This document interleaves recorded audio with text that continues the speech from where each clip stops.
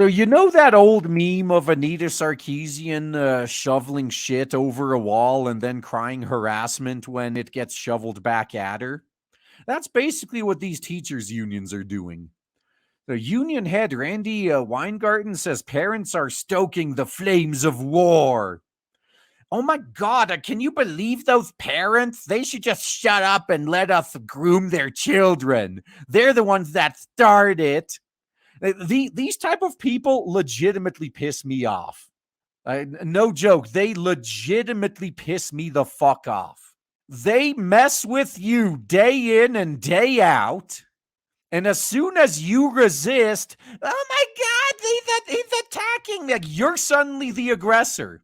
I was just trying to make the world a better place, and then this guy attacked me for no reason. Fuck you. Maybe if you'd stop trying to groom children, the parents wouldn't have anything to quote unquote attack you over.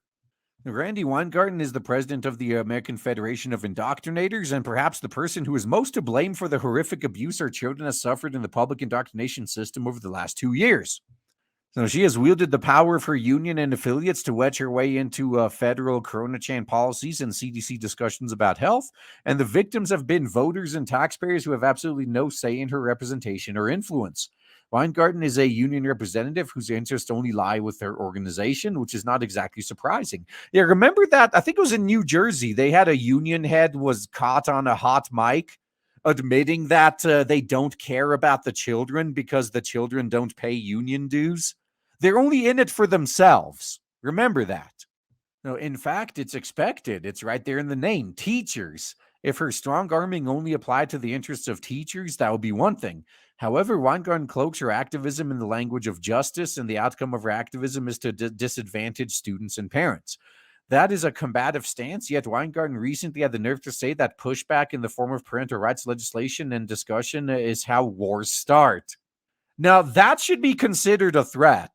Like, she is literally saying, if you guys don't stop resisting, if you guys don't stop getting in the way of us grooming your kids, then we're going to threaten violence. Like, that's what they're saying.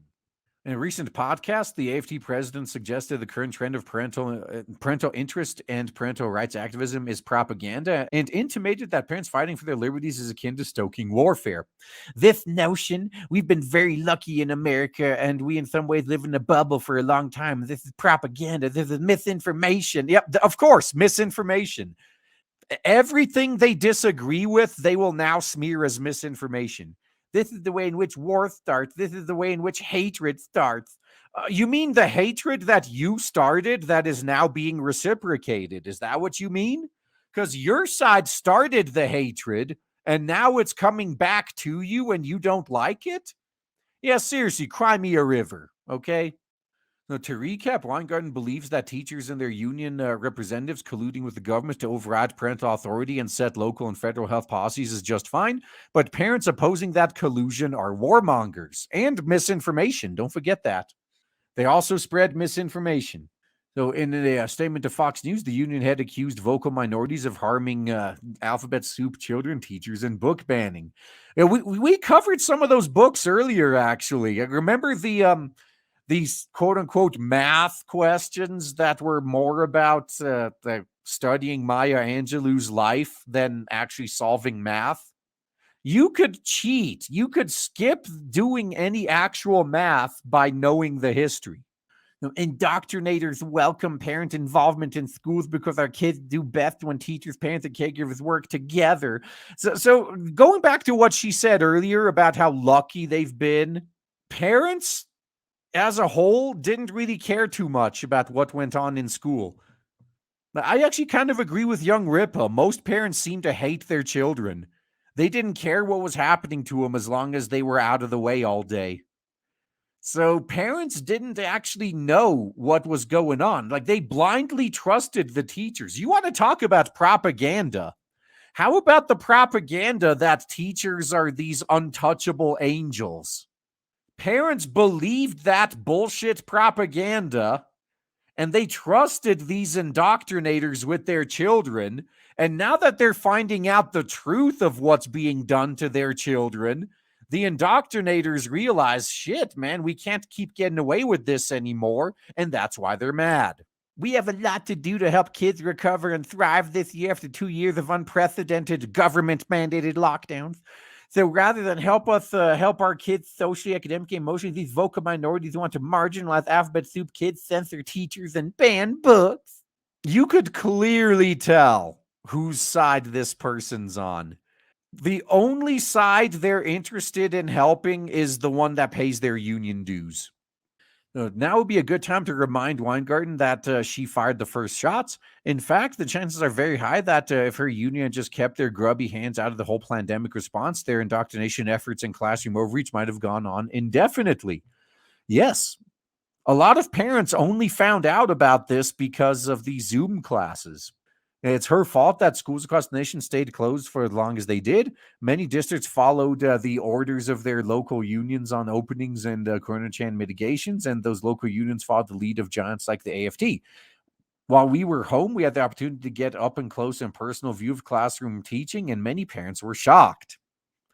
Now, how much you want to bet that a lot of these parents were being warned about this for years and they just refuse to believe it?